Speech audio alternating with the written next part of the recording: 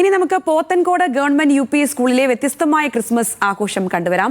കേക്കുമായി കുട്ടികൾ എത്തിയത് പോത്തൻകോട് പോലീസ് സ്റ്റേഷനിലാണ്. സ്കൂളിലെ കുട്ടികളും രക്ഷകർത്താക്കളും അധ്യാപകരും ചേർന്നാണ് ക്രിസ്മസ് ആഘോഷം സംഘടിപ്പിച്ചത്. സാന്താക്ലോസിന്റെ തൊപ്പിയണിഞ്ഞ് വ്യത്യസ്തമായ വേഷത്തിൽ വിദ്യാർത്ഥികൾ ഘോഷയാത്രയായി പോത്തൻകോട് പോലീസ് സ്റ്റേഷനിലെത്തി.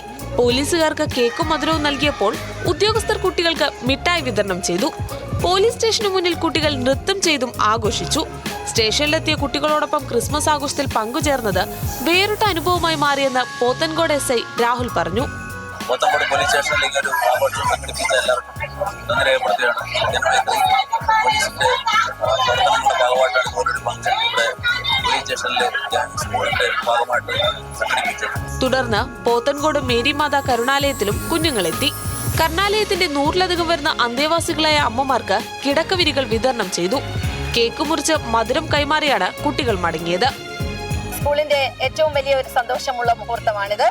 പാഠപുസ്തകങ്ങൾക്കപ്പുറം കുട്ടികൾ എങ്ങനെയാണ് സമൂഹത്തിൽ പെരുമാറേണ്ടത് എന്ന് അവർ സ്കൂളിൽ വരുമ്പോഴാണ് പഠിക്കുന്നത്. അത് ഒരിക്കലും ഒരു വീട്ടിൽ വെച്ച് കുഞ്ഞുങ്ങൾക്ക് പഠിക്കാൻ പറ്റുന്നതല്ല. പൊതുസ്ഥലത്ത് എങ്ങനെ പെരുമാറണം, അതുപോലെ നമ്മൾ ആരെയൊക്കെ ആദരിക്കണം തുടങ്ങിയ കാര്യങ്ങളെല്ലാം സ്കൂളിൽ നിന്നാണ് മക്കളെ പഠിപ്പിക്കേണ്ടത്. അതിനാണ് ഞങ്ങൾ ഇങ്ങനെയുള്ള ഓരോ പ്രോഗ്രാംസ് അവതരിപ്പിക്കുന്നത്. സ്കൂൾ പരിസരങ്ങളിൽ മാത്രം നിൽക്കുന്ന ക്രിസ്മസ് ആഘോഷം വേറിട്ട രീതിയിലാക്കിയതിന്റെ സന്തോഷത്തിലാണ് കുട്ടികളും സ്കൂൾ അധികൃതരും. ന്യൂസ് മലയാളം, തിരുവനന്തപുരം.